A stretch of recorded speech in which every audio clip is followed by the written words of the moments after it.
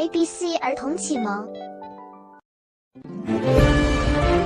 Journey to the West Chapter 10 The Powerful Sage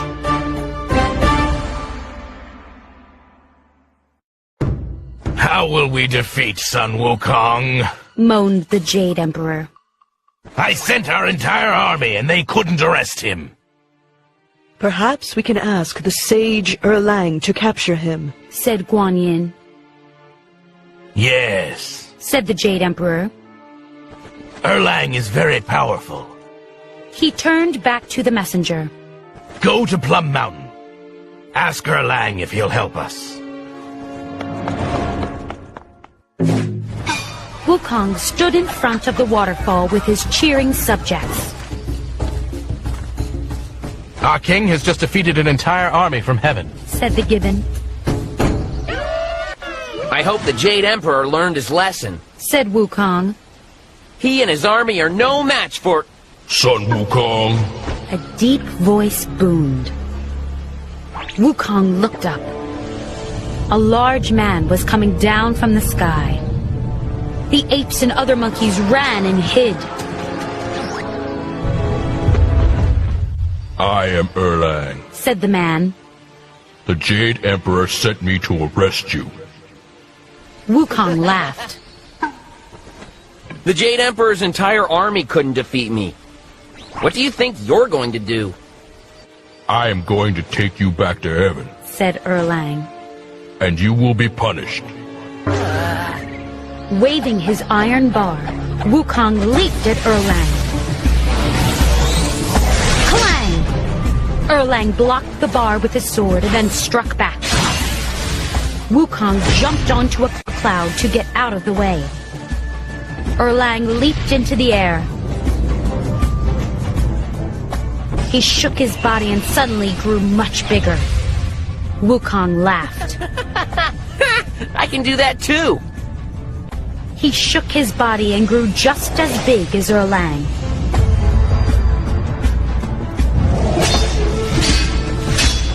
Clouds swirled and wind blew as the two giants fought in the sky. Their weapons banged together all through the night. They were still fighting when the sun rose the next morning. This fight could last forever, thought Wukong. I should try a different plan. Wukong struck at Erlang one last time and then jumped back down to earth.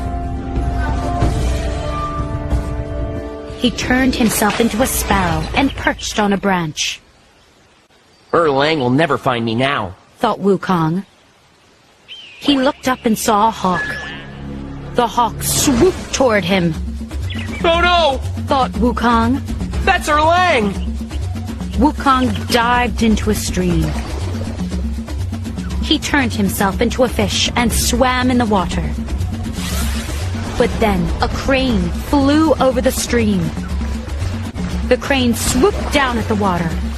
Its mouth was wide open. Wukong shot out of the stream. He changed back into himself and ran down a hill. I'll turn myself into a temple. He thought. Then, if Erlang tries to enter, I'll bite him.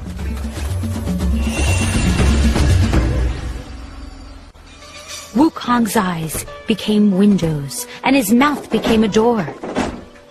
He turned his tail into a flagpole. A moment later, Erlang came down the hill. When he saw the temple, he scratched his head.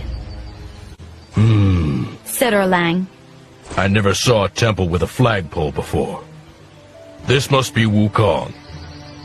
I'll kick in that door. Oh no! Thought Wukong. He'll break all my teeth! Wukong changed back into himself and ran. Erlang was right behind him.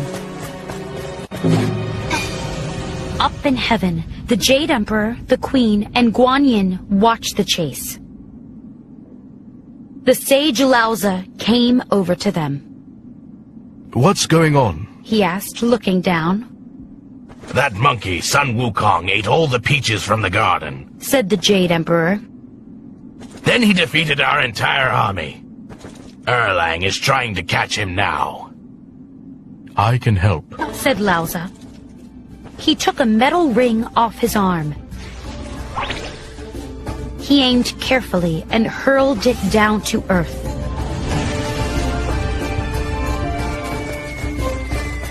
Clunk! The ring hit Wukong on the head. The monkey looked dizzy for a moment and then fell to the ground.